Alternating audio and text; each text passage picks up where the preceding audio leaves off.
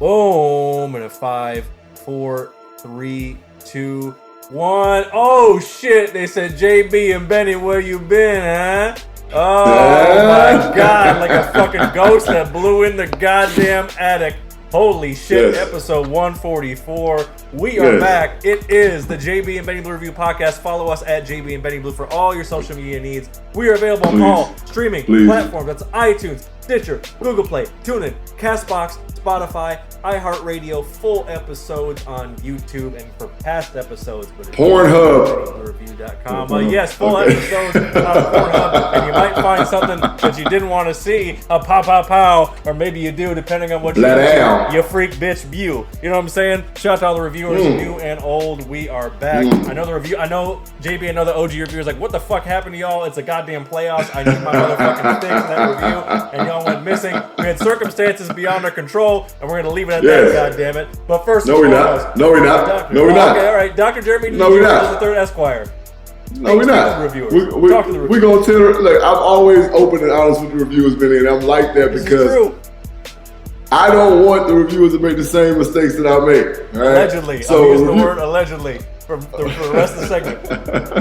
Allegedly. So reviewers out there, last weekend, your boy JB was incarcerated. I was in jail. I was in there from Tuesday till Monday of this week rather, and it's because I let some things fester and they caught up with me. All right, that's all I'm gonna give you guys. But the moral of the story and the lesson learned here is that to handle your business, unless your business handle you. A very beautiful woman told me that she's actually my girlfriend. Shout out to Miss Brandy Stones. Hi, baby.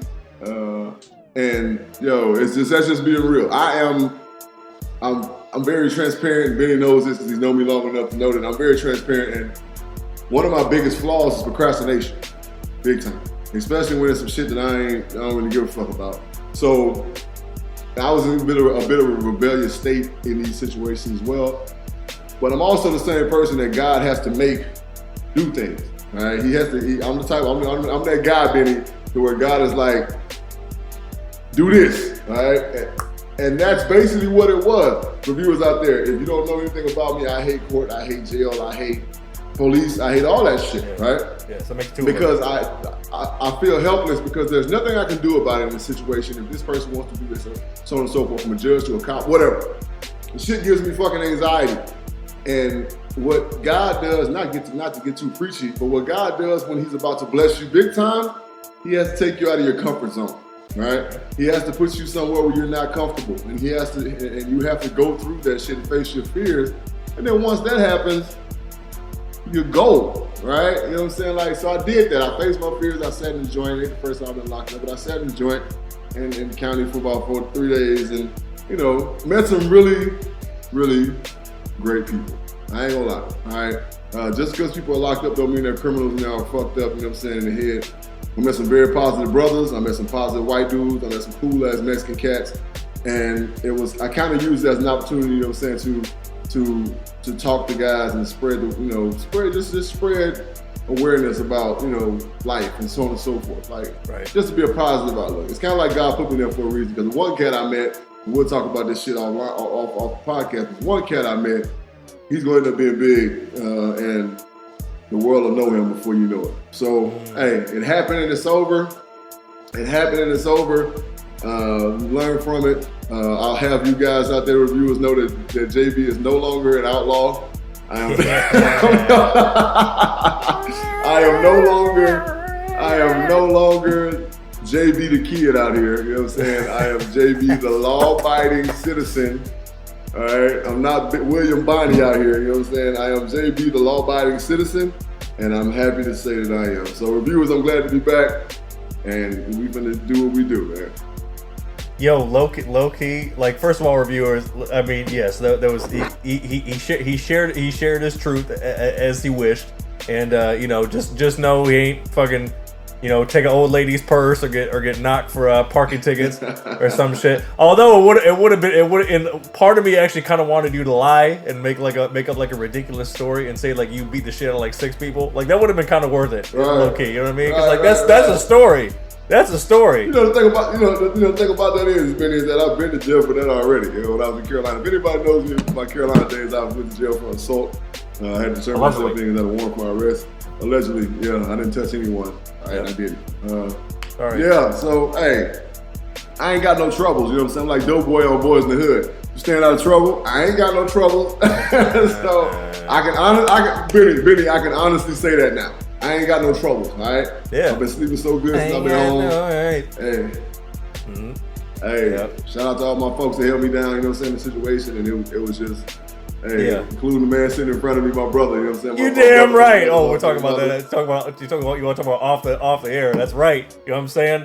Hold it down, because that's what a good brother does in a situation like that. God damn it, when you see people's real character when times are tough, god damn it. The only thing I really wish you did, and you probably did on your way out when you were dapping people up and you're getting out, I guarantee you looked all of them man to man, eye to eye, and said, hey, when you get out, make sure to subscribe to the podcast, because that's what you do. You're still promoting when you're locked up. It doesn't matter. A reviewer's a reviewer. They all know.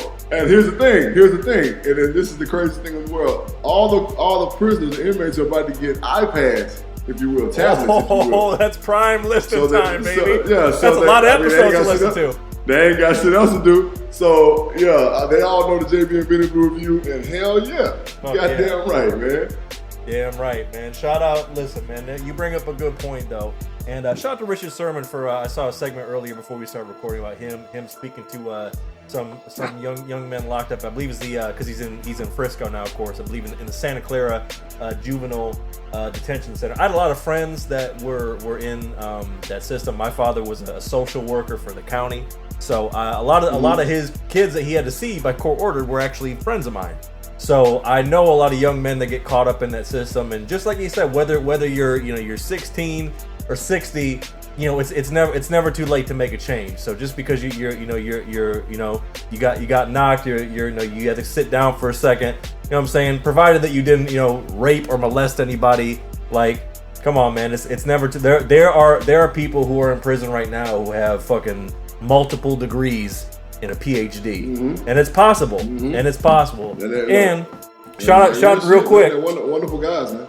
Yeah, and shout out. And I'm sure JB will co-sign this. Of course, shout out to whether it's Hove or Meek Mill or actually I was reading an article, JB, in Rolling Stone about the man who actually signed our little bro Stanaj, Jason Flom. He runs an organization and basically has dedicated his life to getting people, particularly people of color who have been unfairly sentenced or wrongfully accused out of prison, and that's a really important thing to do, because like JB said, like people who really go through that shit, that really lock down for real, you know what I mean? Like that shit can destroy your spirit and destroy your mind. So we all reviewers locked down. You got love from us, and it's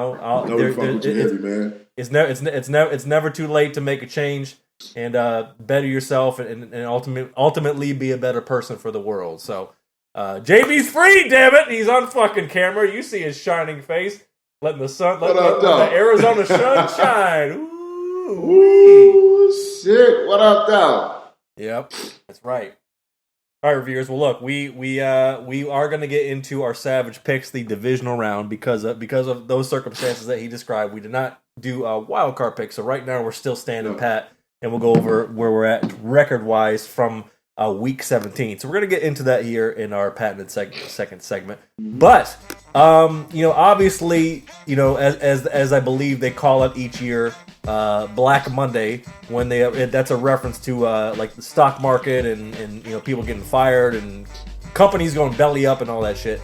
Lots of head coaches and position coaches and coordinators and all that shit. All of them tend to be on the old unemployment line. As someone once said, they're gone fishing. You know what I'm saying? They're out there just gone fishing. They're just hanging out. And the big gripe that's been continuous over these last few years is the application or lack of application of the NFL's Rooney Rule. Now, for those who don't know what the Rooney Rule is, the Rooney Rule is presently defined as a National Football League policy that requires league teams to interview ethnic minority candidates for head coaching and senior football operation jobs. It is sometimes cited as an example of affirmative action, as there is no quota or preference given to minorities in the hiring of candidates. Now, as of right now, other than Ron Rivera, aka Riverboat Ron, Mr. Bridges guy, no other candidates of color, let alone any African American candidates, this cycle have yet to be hired as a head coach of a NFL team. The Browns still have a shot, but it's not likely. I don't know that they're going to go with Eric Bieniemy, although I think they should. They're probably going to go with Josh McDaniels. JB is a man who has played in the league for many years and obviously is working his way to start getting into those rooms, those conversations, trying to get in as a scout, a position coach, all that shit. I know you want to take a moment and speak on where you think the Rooney Rule stands right now and what the league can do to change it and ultimately make it fair, not only for those candidates, but ultimately create a better coach and thus a better product on the field. Well, first of all, the Rooney Rule is a joke. All right, there's no way to uphold it, and there's no repercussion if you don't follow the Rooney Rule. If you don't uphold the Rooney Rule in the hiring of a head coach process. I think about this. There's so many Black and Latino or just ethnic candidates out there that have been assistant coaches for years that are more qualified to run a football team than these young punks, and I call them young punks, because they don't know shit about what we do, right? Sean McVay, even though he was young, I give him his props, right? He had been in the league quite a while, since a fucking baby, worked his way up. Cliff Kingsbury kind of lucked up, all right? He got on, but I think Cliff Kingsbury is not, he's very smart to the point where he hired a lot of veteran offensive and defensive minds to help him coach his football team. With that being said, great, cool, good for them. But I'm looking out for my people and my people's people and those that are like me, those that are like my color, Black and the brown, right? Well, that's the problem. I just said it out of my mouth. Man. The NFL is ran by old white men, right?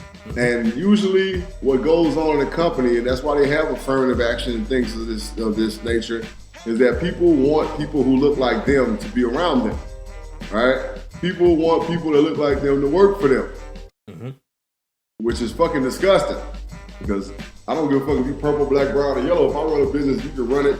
If I have a business and you can run it to where it's going to continue to make me money and it's going to continue to be a great product, I don't give a damn what color you are. You can be a Martian. I'm going to hire your ass. You know what I'm saying? So it's laughable. It's laughable.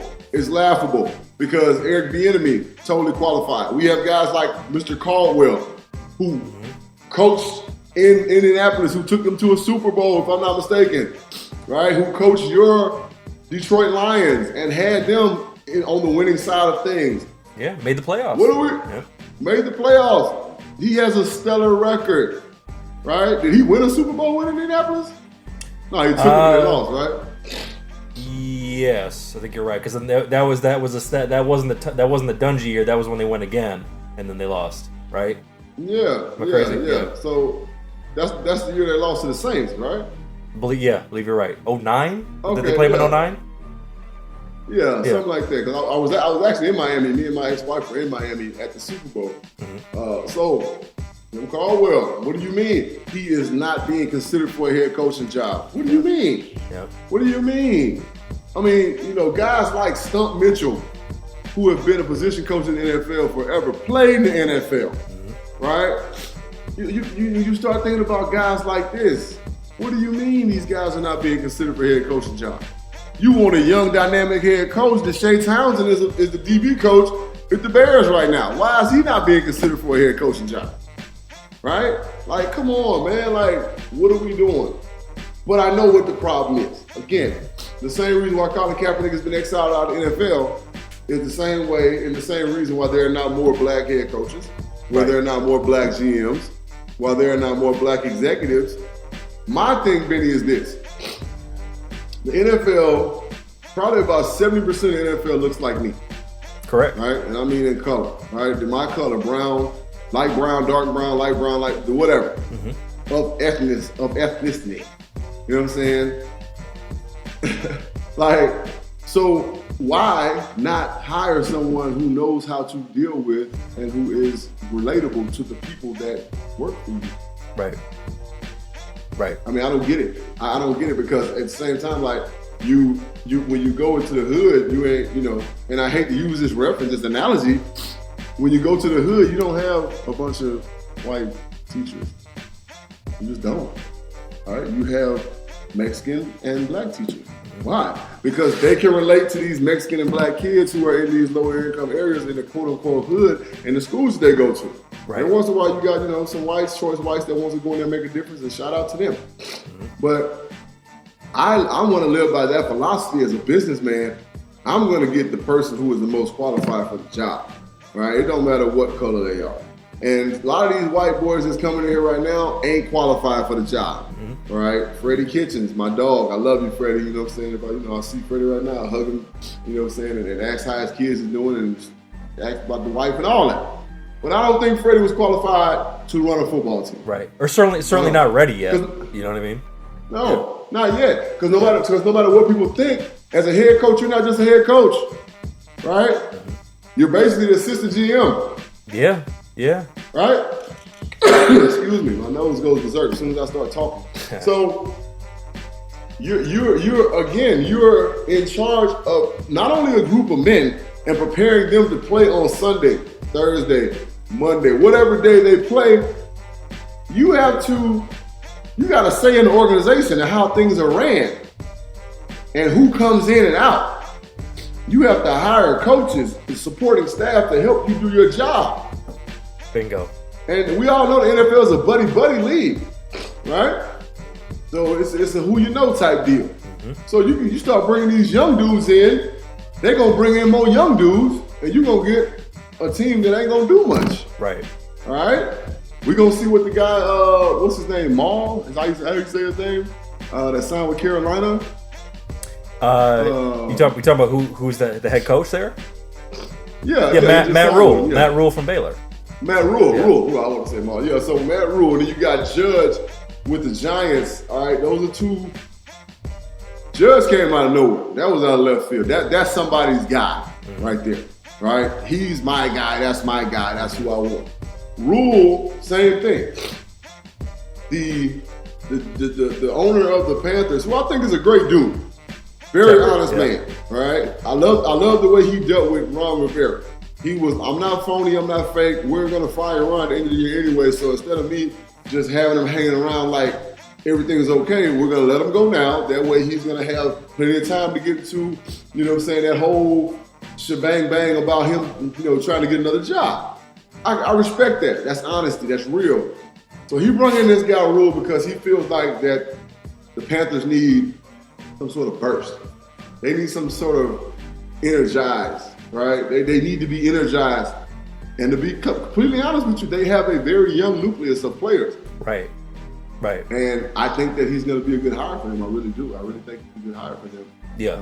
He just has to surround himself with guys that know about the NFL because he don't know nothing about it. Right. So. Right. Bottom line is this: the NFL is unfair in that aspect, and a lot of aspects are unfair. But they're unfair in this aspect because they want to keep the NFL white, which is fucking dumb because 75, 80, now I'm going to go on a limb and say 80% of the employees in the NFL are of some sort of ethnic nature. In terms of, that number increases when you're talking players and coaches. Because position coaches. Well, that's what I mean. Yeah, players and coaches, I mean, I'm pretty sure. Let's just be honest. If we ever did a poll and we did a ratio, race-wise, of position coaches, just position coaches, I promise you that blacks would lead the way. Like, the without a doubt, would be the highest. Yeah, without a doubt. Right. Yeah. I mean, and it's really made up of guys who played the game, who have the talent to be teachers as well. So it's like, the Rooney Rule's a joke. We shouldn't have to make the NFL consider black candidates. That shouldn't be something we should have to make them do. if you want your product to be good, if you want the NFL to be good, if you want your teams to be good, you better consider these men. Look what old boy is doing in Miami right now. Yeah, Brian Flores. Yeah, Flores. Look what he's doing in Miami right now. We all thought they were tanking. Mm-hmm. No, he just hadn't put his stamp on that thing. He doesn't have his roster yet. Yeah. Right. They were, and then what he had, and with the ones he had, they were nourishing. They were cultivating the guys because they still had that fucked up losing mentality culture because they were Miami Dolphins. Takes a season to wring that out. You're right. Exactly. He had to change the whole narrative of the Miami Dolphins, and he's slowly starting to do that. And I think they're going to be pretty good next year. I agree. Like you said, with a draft under his belt. I just, he comes from a tree of winning. He's a Belichick product. Exactly. He's not going to fail. Yep. He's not there to fail. So, yeah, I think the winning was some bullshit. And the NFL, I don't know what they need to do. I can't put a finger on anything. They need to stop being dickheads. True. And start considering all people and all men, all women, whatever. If you're doing it the best, you do it. Right? Right, and I think it, and just like when I read off the kind of definition of it before we started this segment, as it says in there is no particular quota or mandate. You just have to. The only requirement is that because of them trying to fix this disparity, quote unquote, for those listening and not watching, that's their version of saying, well, we interviewed a candidate and we decided, wink wink, that they're not going to be the best fit. Now, on the flip side of that, there are exceptions to the rule. For example, I'm glad you brought up Joe Judge. The thing that right off the bat, of course, all of our G-Men reviewers, I'm sure a lot of you are like, who the fuck is that? Like, how did he elevate? Because just like we were saying from Freddie Kitchens, you're talking about a guy who elevated from position coach to actual head coach. However, the difference is if you actually do your research on Joe Judge came under the tutelage of Saban and Belichick. And because he was a special teams coach, he's very familiar with all players on the roster and what they can and cannot do. Right. And I gotta tell you, bro, I don't know if you saw it, but I watched a lot of times. You can tell a lot about a coach when you do watch these press conferences. Like you watch fucking Adam Gase with the Jets. He looks like he's fucking off of that cocaina. And I'm watching Joe Judge, and Joe Judge, I gotta tell you, it's almost kind of like being into a movie a little bit from the trailer. But I watched his press conference, and I'm like, I got to be honest, I think this guy gets it, and I think he's actually going to be successful. Right. Whereas the flip side of that, like we were talking about in our patent and production meeting, sometimes you have coaches that are elevated from a position coach or like a Freddie Kitchens or others, where they haven't went through the proper steps like a lot of the other coaches, like the Tomlins, like the Belichicks, like the Andy Reids, where they go through the process and really learn the game and how to operate within an organization. Because as you said, the head coach is really more so an extension of the GM rather than, because a head coach, if they had to really focus on all three phases, their fucking heads would explode. I don't care how genius you are or how hard you work. That's you're talking about fucking 12, 15, 18 hours a day in the building just as the head coach of what you're trying to do. Right. So all those guys they're successful and they're still coaches to this day because they did that the right way. And it's like, listen, like we said in our patent production meeting, you could be the best coordinator. If you are the best coordinator, you are more valuable to the NFL than being the 27th or 28th best head coach in the league. If you're the best coordinator, you are always going to have a job and you're always going to be successful. So not everybody needs to be a head coach. But at the same time, you have these guys, like you said, who've been position coaches or coordinators forever, got African Americans or coaches of color that have got to that point where they have done things the right way. And if I own a team, like you said, fucking, black, purple, yellow, red, fucking whoever.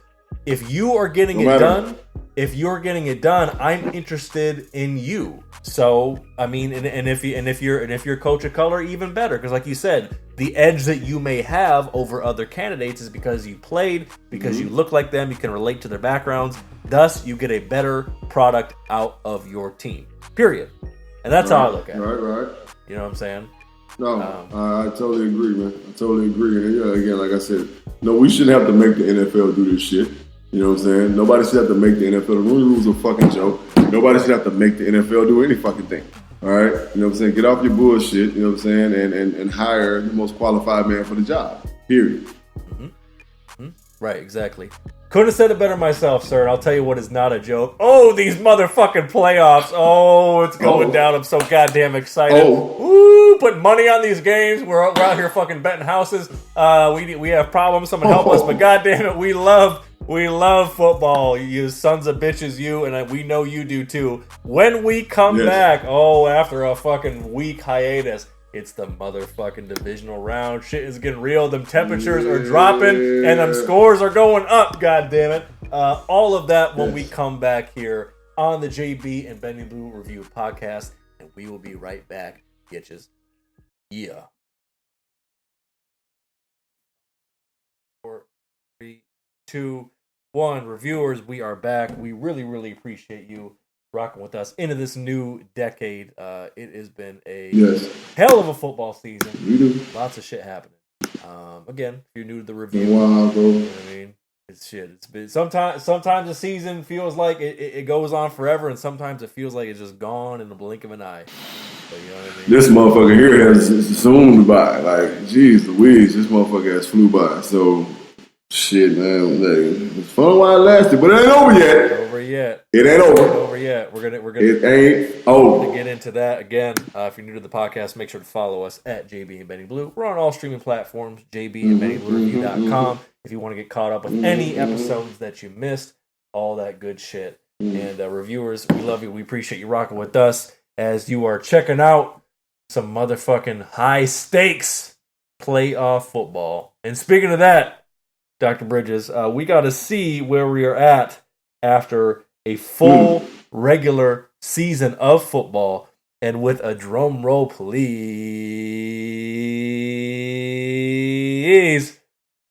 we're tied 131, 104, and 1. That's right. We are fucking tied. The stakes could not be higher. We have a trip to Vegas or Miami on the line. Oh my God! Yes.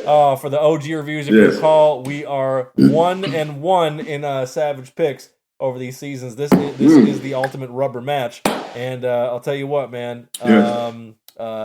We definitely missed a golden opportunity to talk about or pick rather some exciting football from last week. Again, as you know, we weren't on last week, so we did not pick the wild card round. But JB, we were looking at 2 overtime games. You had the Bills falling to the Titans 22-19.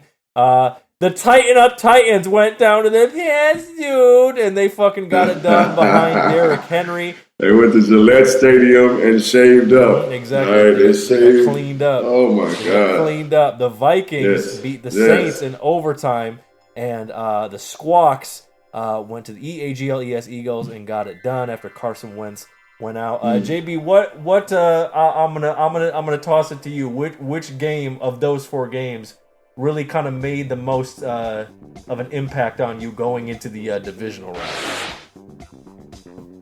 Well, I mean, it really made an impact. I mean, the Patriots losing is always like, what? Yeah, that's always kind of surreal, right? I honestly didn't. Right. I honestly didn't think the Texans were going to beat the Bills, to be completely honest with you. And then the Saints and Vikings, I couldn't have predicted that in a million years. And the Seahawks, Eagles, I would have picked the Seahawks to win on that one because I just felt like the Seahawks were a better football team than the Eagles because they're very inconsistent. So, yeah, man, I think the Saints need to, I don't know, Drew Brees just pissed down his leg. You know, we love you, Drew. But, man, what a bad time to have a bad game. Yeah, that's real. Yeah. What a bad time to have a bad game. So, and then, of course, everybody's like, well, Tom Brady's over. Is he over? Hey, who the fuck knows? All right, who the fuck knows? He threw a pick 6 to seal the deal, basically. And, you know, sometimes, if it was me, if I was Tom Brady, I would retire. All right? I wouldn't want my reputation to be tarnished by coming back and having a shitty season type deal. No, I don't want that. I'm going to stay where I'm at in the legacy category. He's already a first ballot Hall of Famer. He's got 6 fucking rings.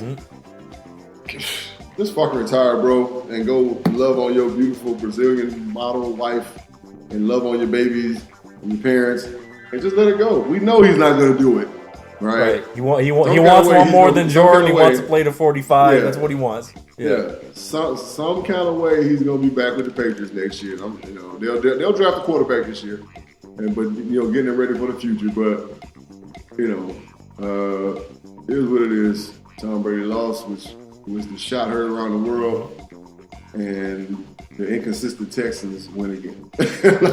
Real shit. They got a tough one this week.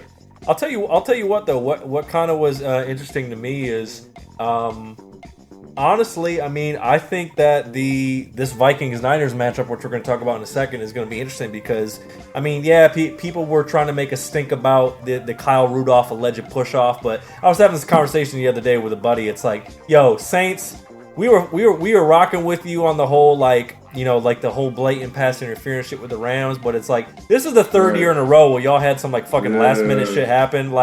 There's no more excuses left. You can't do it. You went to overtime. Drew didn't play his best. And at the end of the day, the Vikings really do have a pretty good roster, top to bottom. They're well coached. Kirk actually made some plays. In the right time. You know what I mean? Kirk actually made some plays, and it's like they got Thielen, they got Diggs.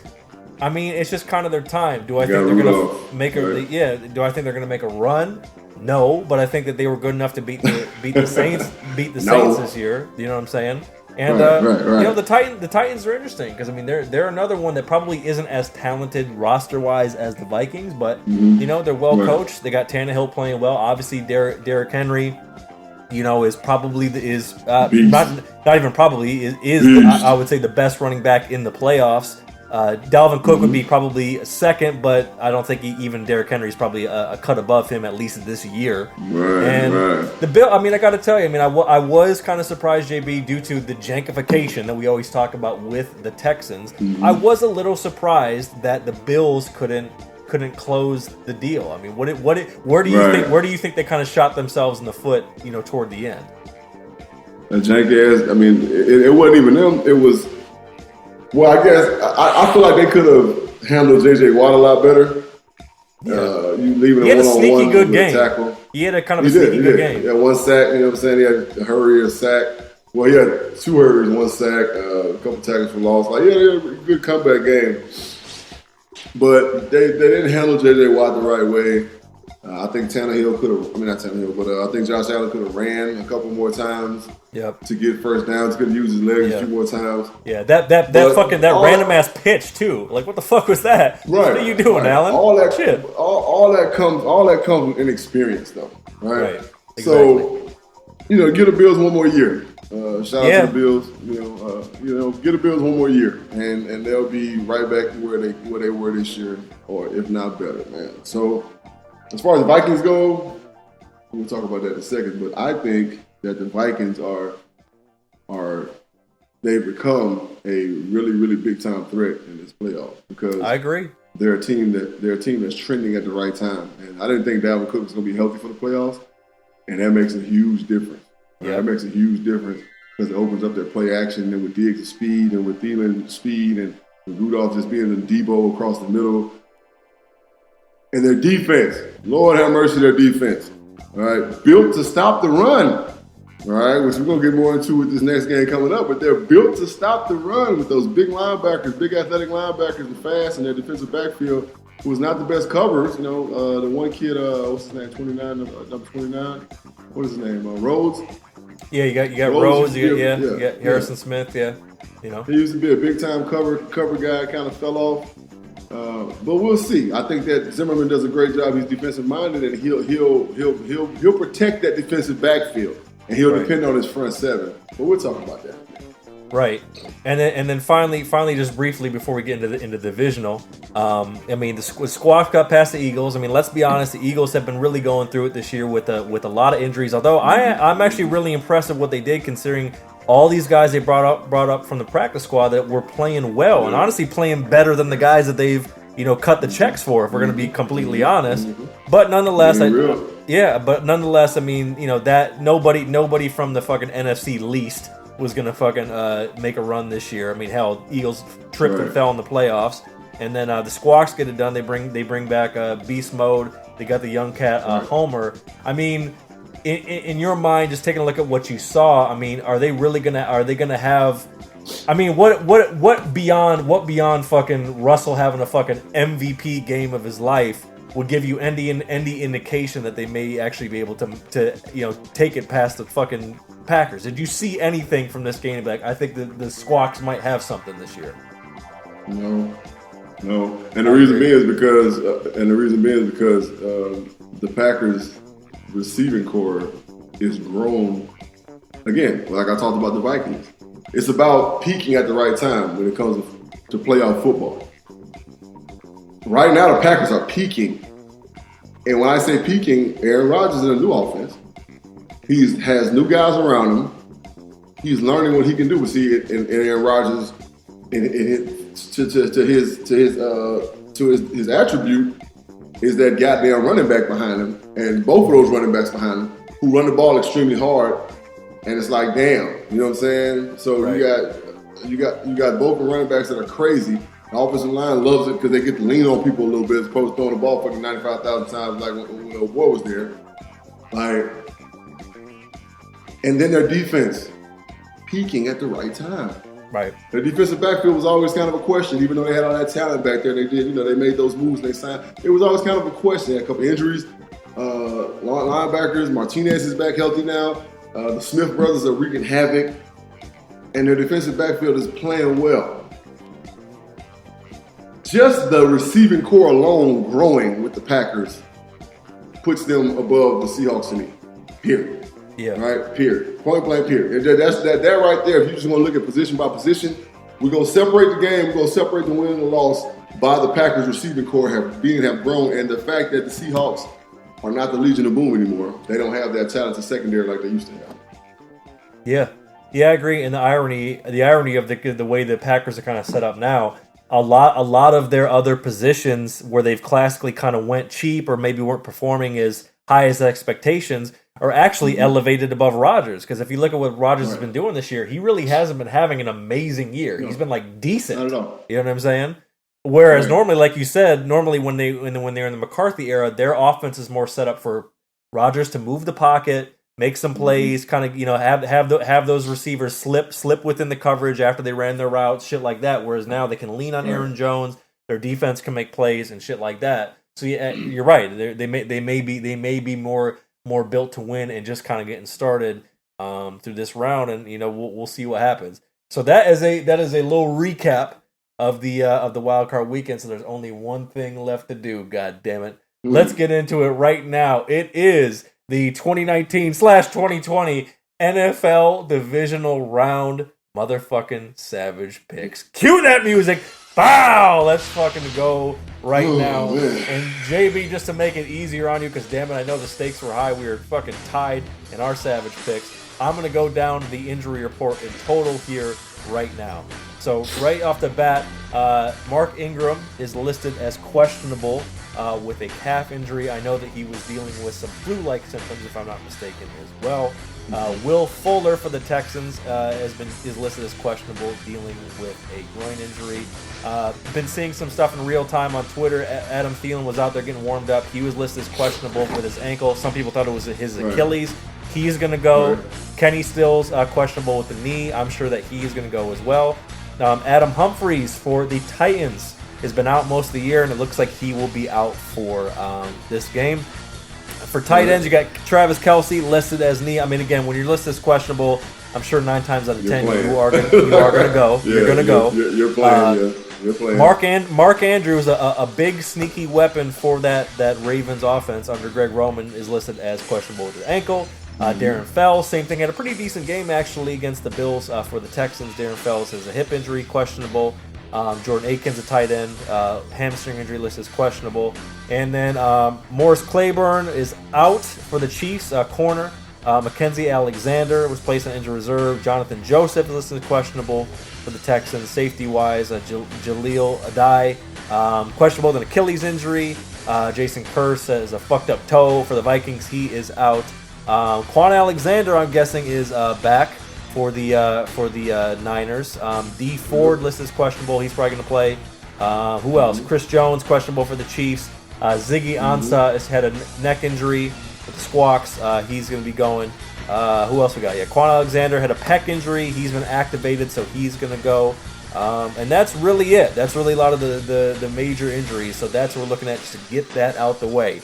So now, let's jump right into it here with the fucking divisional round. Starting with the first game. Got a little fucking Saturday NFL football. Damn it, get a whole fucking weekend. You have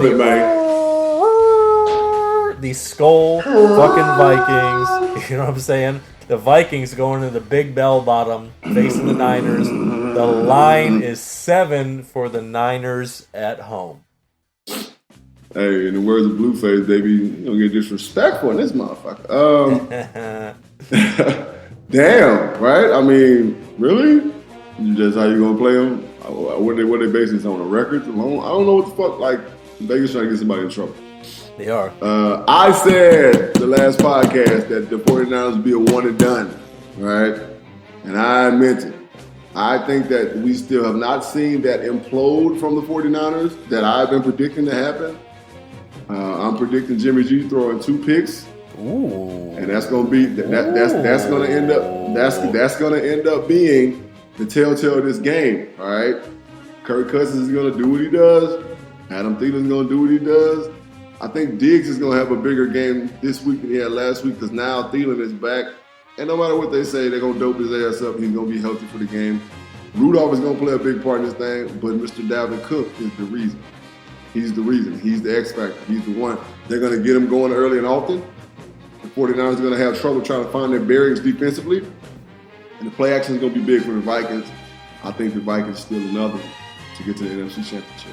Ooh, oddly enough, it is kind of a run reminiscent of 1987 when they actually had to play the Niners, I believe in the Divisional, if I'm not mistaken, where they tried to make a run. Okay, it's very reasonable.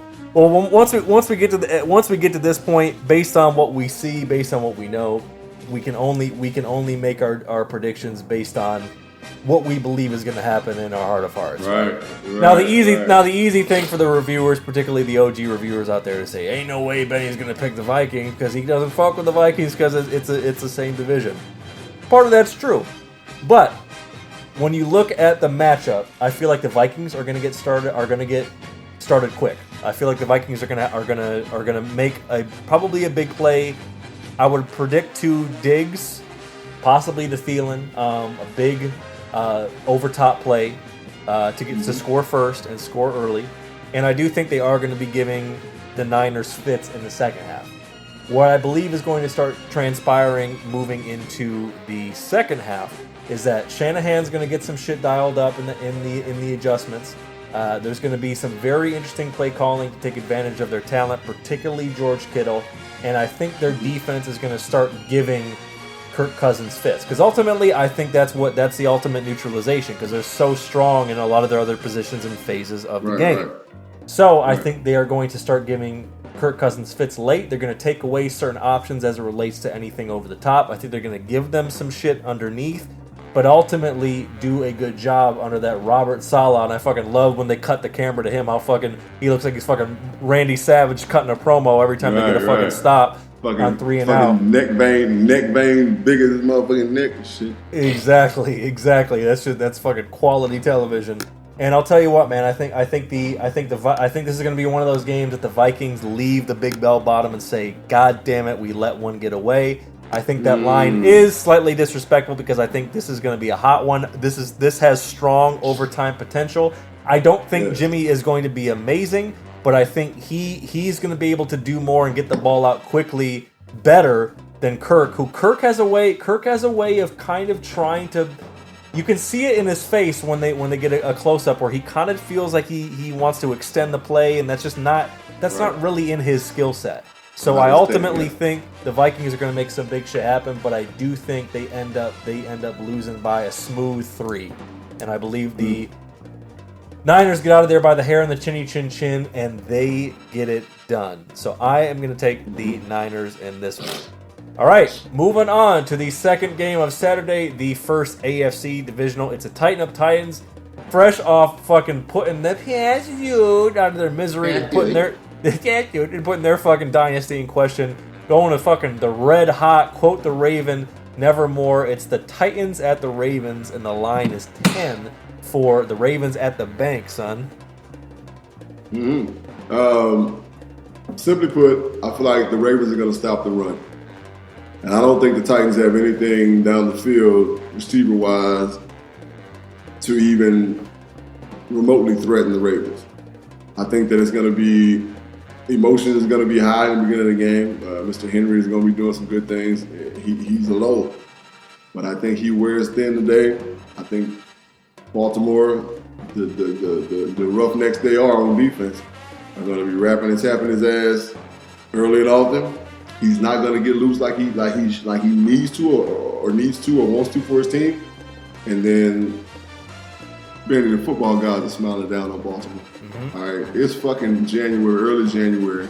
It's 68 degrees. Ooh. And it's gonna be 68 degrees and cloudy.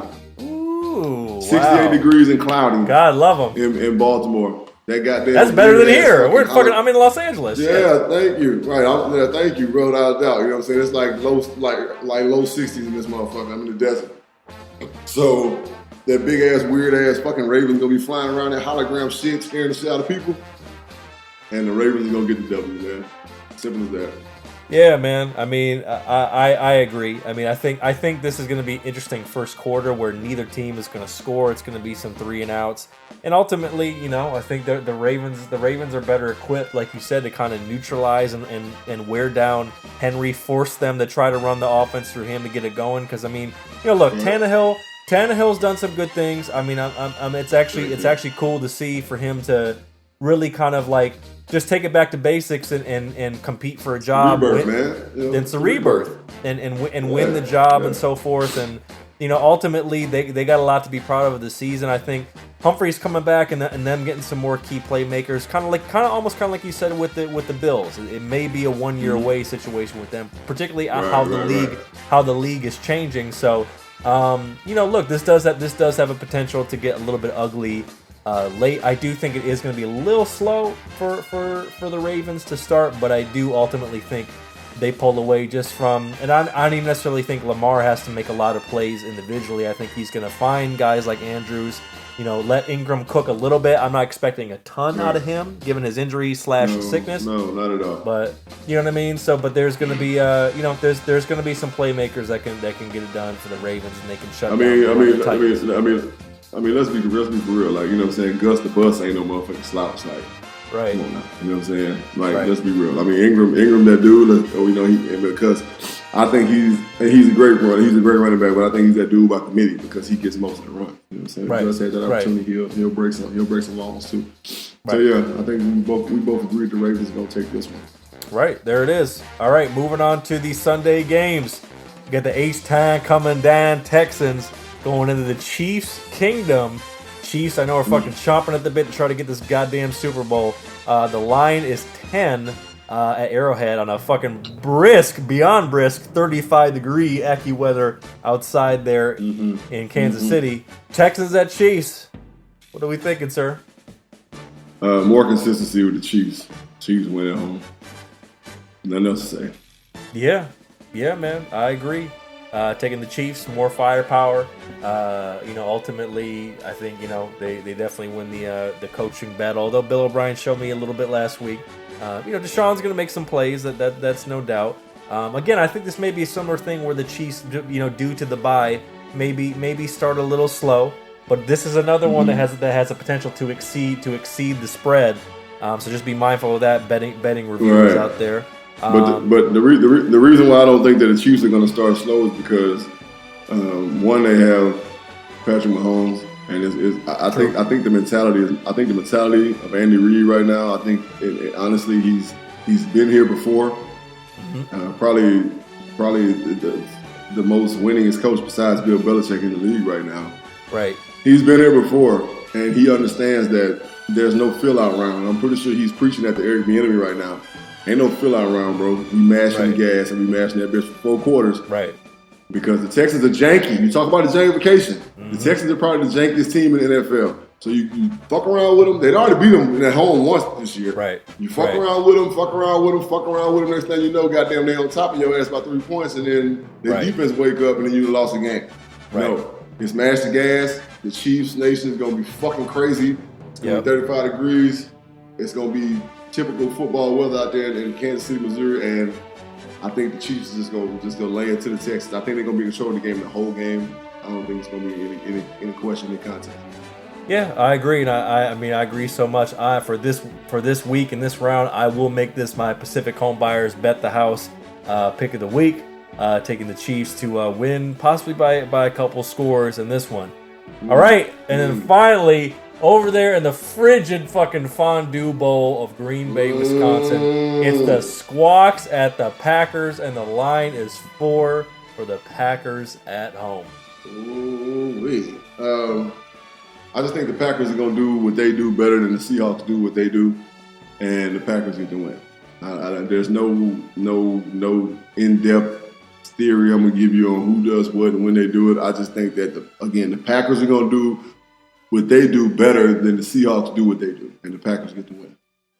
Yeah, man, I agree, man. I think I think it's more so has to do with the defense for the Squawks. We know what Russell can do. They're going to get kind of a running back by committee, like you said, out of the Ravens. With Beast Mode's going to get probably 10, 12 touches. They're going to have Turbin will get probably less than that. They're going to try to do some creative things with Homer. DK Metcalf is kind of the wild card, so to speak, of anybody on the field. I think in terms of what they're gonna dial up for him.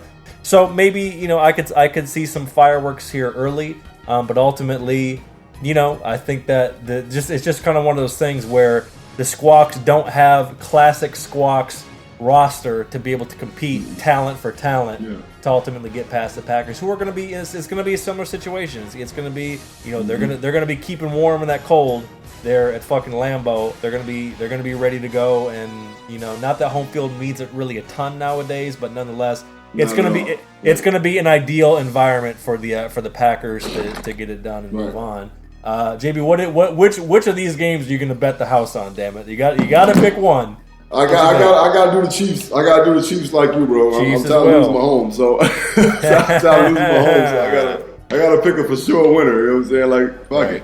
Right. Now, I respect it, and God damn it, we are the fucking for sure winners when it comes to this podcast game. So that's it for the divisional round. We'll see who's right, who's wrong, who's both right, who's both wrong. Mr. Bridges, any final words for the viewers before I get on out here? Enjoy this first game of the divisional round, motherfucking playoffs.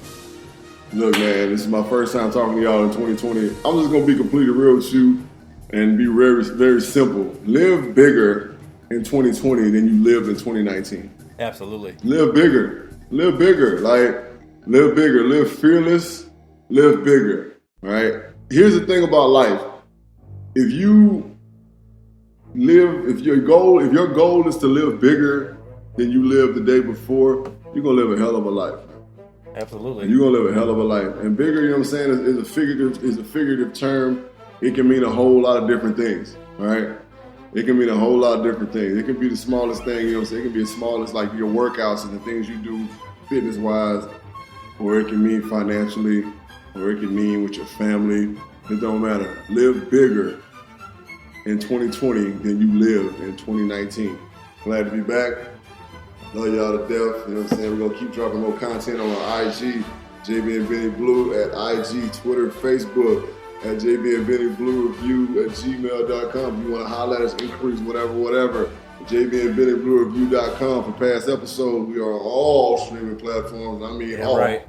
Okay? Some we probably shouldn't be on, but we are on there. And hey, man, they'll listen to us from outer space, so maybe that's how they get it. Without a doubt. We also got a number, man. Y'all want to hit us up and holler at us. Give them the number, Benny, one time for your mind.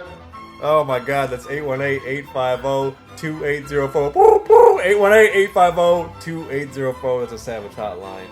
Hit us up. Yeah, man. And the other thing, the one thing I would add to what you said, which is a beautiful sentiment, for viewers out there, because it is a new year, a new decade, don't be afraid to make the hard changes. I know JB and I went through that in our own ways. You'd be surprised at some of the things that that we have and are in the process of cutting out of our lives to make way for the new things that are going to lift us up and allow us to do those big things, as he mentioned. Sure. And that's it. Go enjoy football. We'll see you next week. All that shit. We got more guests coming up. Like you said, JB's gonna be crushing it on IG this week. JB's gonna be crushing it on IG this week. I can feel it. I can feel it in my bones. He's gonna give you the quality content. God damn it. I might do a pillow talk. I don't know. We'll see. The return of pillow talk. Holy shit, we haven't had pillow talk since fucking Bush was in office. God damn, what the fuck? Coming back. But tap in with us, please, at JB and Benny Blue, JBandBennyBlueReview.com, and that's it. This has been the JB and Benny Blue Review Podcast. Until next time, we love you. Be out. Peace.